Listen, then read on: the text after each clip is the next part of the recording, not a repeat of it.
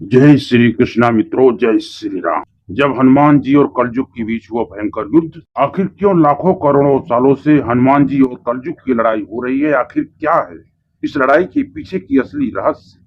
आज से लगभग 5000 साल पहले द्वापर युग के बाद जब कलयुग की शुरुआत हुई, तब त्रिदेव सही सभी देवताओं ने पृथ्वी से दूरी बना ली, क्योंकि यह युग देवताओं के आगमन से बिल्कुल परे है। सृष्टि के नियम के अनुसार इस युग में चमत्कार की कोई गुंजाइश नहीं, बल्कि सृष्टि के नियम अनुसार कोई भी देवता कलयुग के कार्य में हस्तक्षेप नहीं कर सकता। जब तक कलयुग यानी कली पुरुष का शासन है इस धरती पर, तब तक कली को यह बिल्कुल भी पसंद नहीं कि कोई भी देवी देवता उसके कार्य में बाधा बने, क्योंकि कली पुरुष असुर होने के साथ साथ एक युग भी है। तो इसीलिए सभी देवता व्यस्त थे, किंतु कलयुग की शुरुआत से पहले ही देवों के देव महादेव को यह आभास हो चुका था कि कलयुग जितना पुराना होता जाएगा, उसकी शक्ति उतनी ही प्रखर होती जाएगी और वह समय से पहले ही विनाश लीला की शुरुआत कर देगा। नमस्कार दोस्तों, हमारे मोटिवेशनल आरके ब्लॉग चैनल में आप सभी का बहुत बहुत स्वागत है। दोस्तों, आप लोग कमेंट में जय श्री राम लिखकर भगवान का आभार जरूर प्रकट करें, ताकि आप सबके ऊपर भगवान श्री कृष्ण की कृपा, भगवान राम की कृपा सदैव बनी रहे। तो दोस्तों, आपका कीमती वक्त ज्यादा न लेते हुए हम वीडियो में आगे बढ़ते हैं। तो कहते हैं दोस्तों, शिव जी ने सोचा कि यह विनाश शुरुआत से ही शुरू कर देगा, इसीलिए महादेव ने कलयुग का संतुलन बनाए रखने के लिए पृथ्वी से जाते जाते महादेव ने हनुमान जी से कहा कि वह श्री राम नाम का प्रचार करें, जिससे कि कली पुरुष सदैव जो है नियंत्रण में रहे। और इसके बाद दोस्तों, हनुमान जी धरती में आकर अलग अलग वेशभूषा में श्री राम नाम का प्रचार करने लगे। इसके बाद जगह जगह श्री राम मंदिर बनने की शुरुआत हुई। दोस्तों, यह वही समय काल था जब श्री राम के साथ साथ हनुमान जी की पूजा आरंभ हो गई। इसके बाद हर जगह श्री राम मंदिर के साथ साथ हनुमान जी के मंदिर भी बनना शुरू हो गए।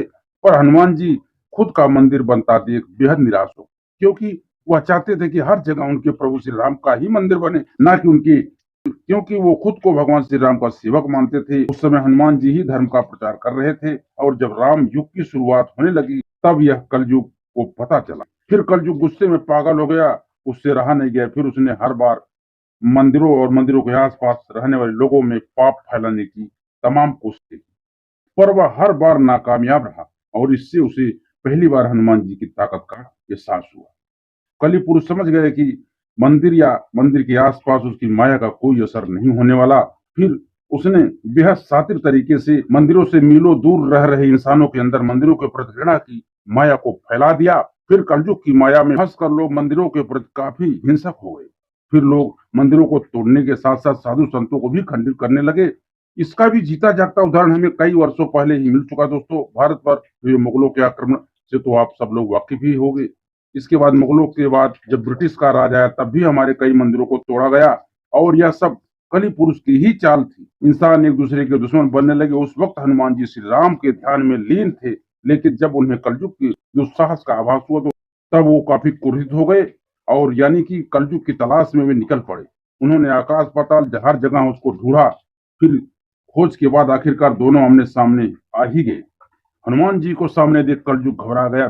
फिर उसने अपनी शक्तियों से हनुमान जी पर अंधाधुंध प्रहार करना शुरू कर दिया, लेकिन कलयुग की शक्तियों का हनुमान जी पर कोई असर नहीं हुआ। दोस्तों, कलयुग ने अपनी माया दिखाई हनुमान जी पर हावी होने की, पर हनुमान जी पर उसकी ताकत एक न चली। लेकिन कुछ क्षण बाद कलयुग का बिछाया हुआ मायाजाल टूट गया। फिर हनुमान जी ने भगवान श्री राम का नाम लेते हुए कलयुग को वहीं पर धूल चटा दी, और कली पुरुष को युद्ध में हराया। लेकिन कलयुग को समाप्त नहीं कर पाए, क्योंकि कलयुग सिर्फ एक दैत्य नहीं बल्कि एक युग भी है, जिसे समय से पहले समाप्त नहीं किया जा सकता। फिर कलयुग वहां से गायब होकर कहीं छिप गया, और उसी समय से हनुमान जी और कलयुग के बीच ऐसे तमाम युद्ध होते चले आ रहे हैं।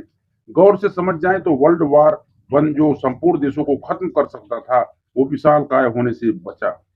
फिर वर्ल्ड वार अन्य बहुत सी घटनाएं जो इशारा करती हैं कि हम सब कुछ क्षण ही दूर थे इस पृथ्वी को नष्ट करने से। वह सब कली पुरुष का ही कार्य था, जो बार बार हनुमान जी से युद्ध भी लड़ता रहा, लेकिन हर बार हनुमान जी ने कलयुग को शिकस्त दी। इसीलिए बुराई कुछ समय के लिए अच्छाई पर हावी जरूर होती है, पर अंत में जीत सच्चाई की ही होती है। और हनुमान जी के इन्हीं प्रयासों से अब तक कलयुग समय से पहले घोर कलयुग लाने में विफल रहा, वरना दोस्तों अब तक तो कलयुग धरती पर विनाश लीला रच चुका होता। यदि आज धरती में कहीं अच्छे कार्य हो रहे हैं, यदि कहीं ईमानदारी और सच्चाई है तो वह सब हनुमान जी की ही देन है। इसीलिए सच्ची श्रद्धा के साथ कमेंट बॉक्स में जय श्री राम या जय बजरंग बली अवश्य लिखिए। अगर आपको हमारी ये खास जानकारी पसंद आई हो दोस्तों, तो आप लोग हमारे चैनल को सब्सक्राइब करें और बेल आइकन को जरूर प्रेस करें। तो मिलते हैं दोस्तों अगली वीडियो में, तब तक आप खुश रहें, मस्त रहें। जय श्री कृष्ण मित्रों, जय श्री राम।